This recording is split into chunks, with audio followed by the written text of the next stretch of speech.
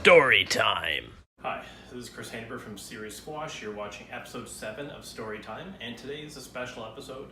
If you're a Canadian, you already probably know that today is Bell Let's Talk Day, where they donate money for anyone who hashtags or tags them with Bell Let's Talk. I've never really done anything on this day because I've never wanted to help promote a corporate company because of maybe they're taking advantage of something like this, but obviously I think there's still a lot of good that they're able to do, and maybe there's some good I can do with, I guess, sharing this video. And I think hopefully some other people will, have a similar story that they can relate to, and maybe it'll help make things a little bit easier for their life, because I think we all have issues that we deal with, and we deal with them in different ways, and sometimes more effectively or less effectively. And as a coach, you're always trying to help the younger generation, like kind of learn from your mistakes and do things better. Hopefully share a little bit of my insight from, I guess, my own mental health, which, is something that I think when you're, a guy in general, you don't really like opening up and sharing your emotions and your feelings, and, guys don't cry, and there's no crying in baseball and those kind of things. So that's not easy to always come out and speak openly about how you're sad or depressed. I think that's really difficult, and even though I'm 39, I think it's still hard to say those kind of things, and have those discussions are way harder. But it's a lot harder long term. I think if you don't have those conversations with, whether it's somebody you can trust, a friend, a family member, a therapist, and I guess, or maybe it's like me, just going on and posting it for people to see because I'm not doing this for me, but again, I feel like I, hopefully can at least share some details and some information and some stories that will help some other people they can relate to. So I guess the first thing, just when I was young, very shy, introverted, quiet, and just loved sports. So I wasn't really, I guess I had a lot of friends and, was social, but didn't really feel comfortable being in that kind of setting. So you're always very keeping your thoughts and everything very inside, and that's why I love squash, because I can just go out there, hit the ball. You're distracted from the real world and problems and school and whatever. So I think that's something that can be tough for people to share things if they are kind of a shy or introverted person. But now here I am just posting this kind of stuff online for anyone to see. So obviously, that has improved a lot, and I think a lot of that just has to do with, getting older and putting myself in a position where you're not so worried about what people think, and you're more comfortable and confident in who you are and what you're doing with your life. So I guess looking back, in those days, some of you might know, but my mom passed away when I was 12. So when I was 11, that's the year my brother and I both won nationals, and that's kind of like the peak I remember from my childhood. It was just squash every day, everything's amazing, and you're going to be the next world champion. I think that winter, so December or January, went and played Scottish Open and the British Junior Open.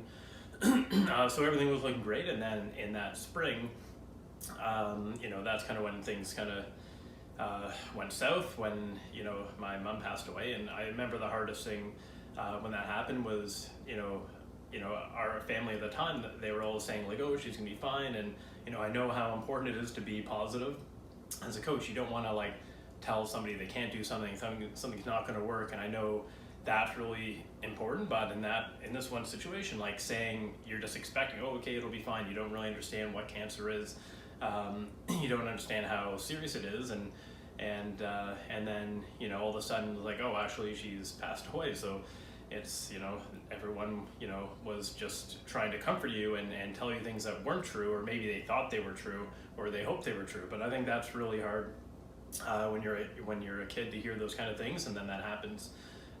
So I mean, if I was put in that position and I had kids, then I would probably be saying the same thing, because I would want to believe it and I would want them to think that. But it doesn't make it really any easier, if it does go the same way that it did for my family.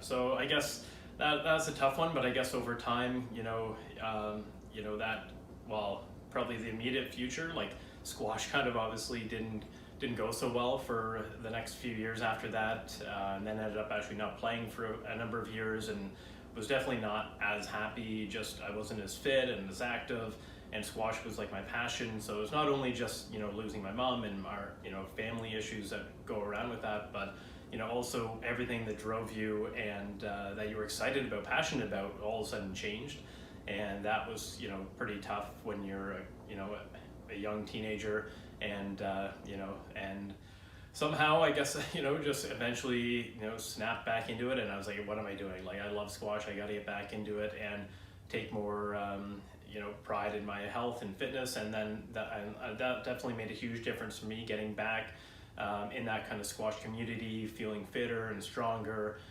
feeling like you're motivated again to do different things. So I think that's really important, to have passions, to have some hobbies, and to be motivated, and definitely exercise. I mean, it makes you feel better because you can again forget about some of the real problems for a brief period of time. And I've read a lot of runners and cyclists that will why would they just want to go over and over just for so long? It's like they just do that to kind of help escape. It's like therapy. So I definitely would recommend that to you if that's something you haven't already tried. So I guess even though I've gone through some adversity, had some trauma, had some really tough mental health experiences, like you can still come out of it. There's still a way for it to get better. And again, I guess that's just sometimes you can't see the light at the end of the tunnel, and right now we're all dealing with COVID and trapped in maybe in our house. We can't go outside. I'm not working. A lot of people aren't working. Worried about the future of maybe our careers, our houses, our businesses. So I know there's a ton of people this year where mental health is going to be a huge issue. Okay, that's it for today's episode. I hope you guys found my stories. It may be inspirational, maybe, I don't know, maybe it's courageous, but hopefully it'll help one or two people who maybe are dealing with something that they feel like the future is very bleak, and that they can't, things can't get better, but they can get better. They will get better if you believe they will, and I guess the first step is maybe, exposing the wound and trying to, get some help for it, and you can't do everything by yourself, and I think that's where friends, family, or somebody to talk to can make a big difference. So I know there's a bit of a stigma and it's hard to talk about these kind of things, but hopefully, videos like this and people sharing their experiences with this and their challenges in their life, that it'll make it a little bit easier for other people to do the same, and we can get through this pandemic and be better off as a whole because of it.